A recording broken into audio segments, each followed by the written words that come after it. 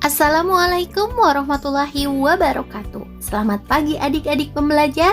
Semoga kita selalu dalam keadaan sehat dan selalu semangat belajar. Selamat berjumpa kembali dalam channel Bedah Buku PPKN kelas 7, 8, dan 9. Seperti biasa, sebelum pembelajaran ini dimulai, mari kita bersama-sama berdoa menurut agama dan kepercayaan kita masing-masing. Berdoa dipersilahkan.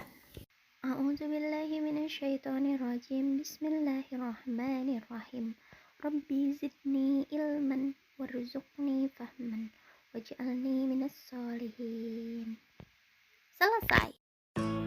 Pada video kali ini, kita akan membahas materi pembelajaran PPKN kelas 8, yaitu pada pembahasan materi bab 3 mengenai Subabe dengan pembahasan proses penyusunan perundang-undangan di Indonesia yang dimulai dari proses penyusunan Undang-Undang Dasar Negara Republik Indonesia tahun 1945, kemudian proses penyusunan ketetapan MPR, kemudian proses penyusunan undang-undang dan peraturan pemerintah pengganti undang-undang.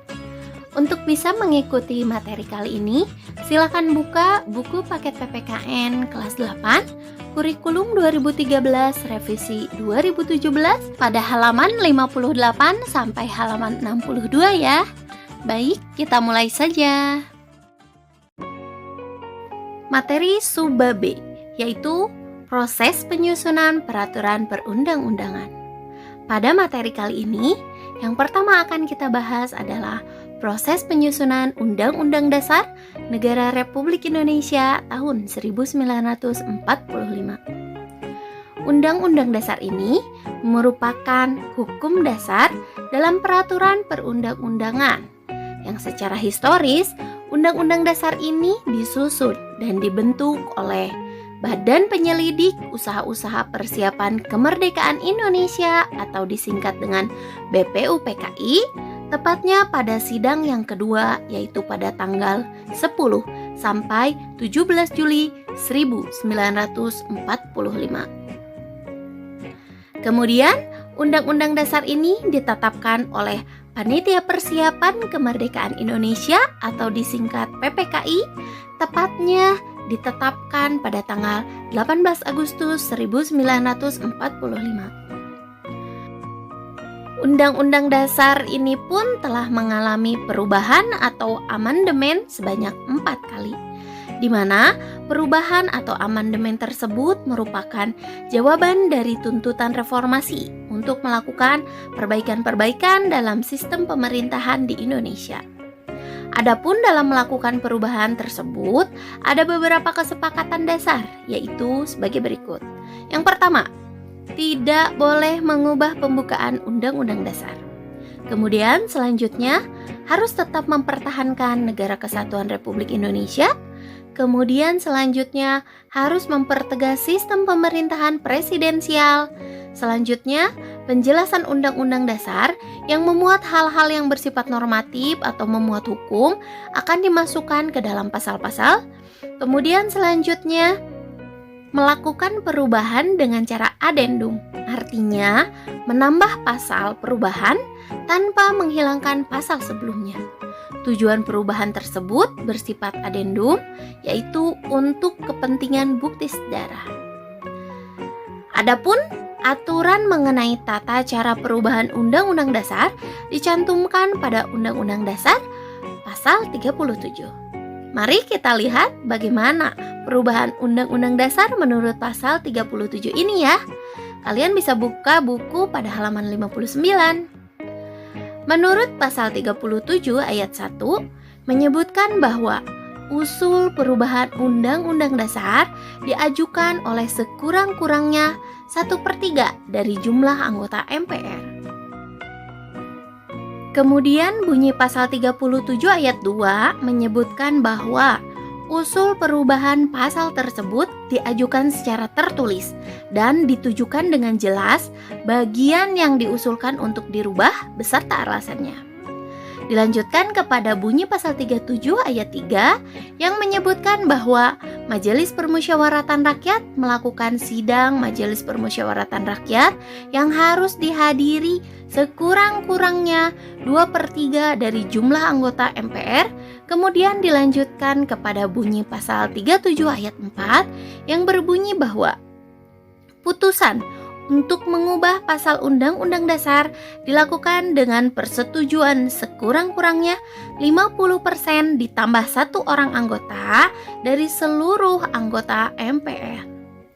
Kemudian dipertegas dengan pasal 37 ayat 5 yang menegaskan bahwa khusus mengenai bentuk negara kesatuan Republik Indonesia tidak dapat dilakukan perubahan. Kita akan lanjutkan pada pembahasan proses penyusunan ketetapan MPR. Ketetapan MPR menurut Undang-Undang Nomor 12 Tahun 2011 merupakan ketetapan ataupun keputusan MPRS dan MPR yang masih berlaku sampai saat ini. Contoh ketetapan MPR yang masih berlaku sampai saat ini adalah Ketetapan MPR nomor 1 /MPR /2003 pada pasal 2 dan pasal 4. Berdasarkan pasal 2, ketetapan MPR yang berlaku adalah tentang pembubaran Partai Komunis Indonesia dengan pernyataan sebagai organisasi terlarang di seluruh wilayah negara Republik Indonesia. Bagi Partai Komunis Indonesia, adanya larangan untuk menyebarkan atau mengembangkan faham atau ajaran komunisme atau marxisme, leninisme. Kemudian selanjutnya tentang politik ekonomi dalam rangka demokrasi ekonomi. Dan terakhir tentang penentuan pendapat di Timur Timur. Selanjutnya pada pasal 4 yaitu tentang pengangkatan pahlawan Ampera. Kemudian tentang penyelenggaraan negara yang bersih dan bebas korupsi, kolusi, dan nepotisme. Kemudian tentang sumber hukum dan tata urutan perundang-undangan. Kemudian tentang pemanfaatan persatuan dan kesatuan nasional. Kemudian tentang pemisahan antara Tentara Nasional Indonesia dengan Kepolisian Negara Republik Indonesia. Kemudian tentang etika kehidupan berbangsa, tentang visi Indonesia masa depan, kemudian tentang rekomendasi arah kebijakan pemberantasan dan pencegahan KKN, kemudian yang terakhir tentang pembaruan agraria dan pengelolaan sumber daya alam. Kemudian selanjutnya kita akan melanjutkan pada proses penyusunan undang-undang dan peraturan pemerintah pengganti undang-undang. Kita akan bahas mengenai proses penyusunan undang-undang terlebih dahulu ya. Undang-undang di sini merupakan peraturan perundang-undangan yang dibentuk oleh DPR dengan persetujuan Presiden. Pernyataan tersebut ditegaskan pada Undang-Undang Dasar Pasal 20 Ayat 1 yang berbunyi, DPR memegang kekuasaan membentuk undang-undang. Adapun rancangan undang-undang selain diajukan oleh DPR dapat juga diusulkan oleh Presiden ataupun DPD. Mari pelajari skema proses pembentukan undang-undang pada halaman 61 ya. Sesuai dengan Undang-Undang Pasal 20 Ayat 1 bahwa DPR memegang kekuasaan membentuk undang-undang, pernyataan tersebut ternyata dipertegas lagi pada Pasal 21 yang menyatakan bahwa anggota DPR berhak mengajukan usul rancangan undang-undang, di mana rancangan undang-undang tersebut menurut Pasal 20 Ayat 2 dibahas oleh DPR dan Presiden untuk mendapat persetujuan bersama. Sesuai dengan Pasal 20 Ayat 3, jika rancangan undang-undang itu tidak mendapatkan persetujuan bersama, maka rancangan undang-undang itu tidak boleh diajukan lagi dalam persidangan Dewan Perwakilan Rakyat pada masa itu. Kemudian menurut Pasal 20 Ayat 4, apabila rancangan undang-undang tersebut mendapat persetujuan bersama, maka Presiden mengesahkan rancangan undang-undang yang telah disetujui bersama tersebut menjadi undang-undang.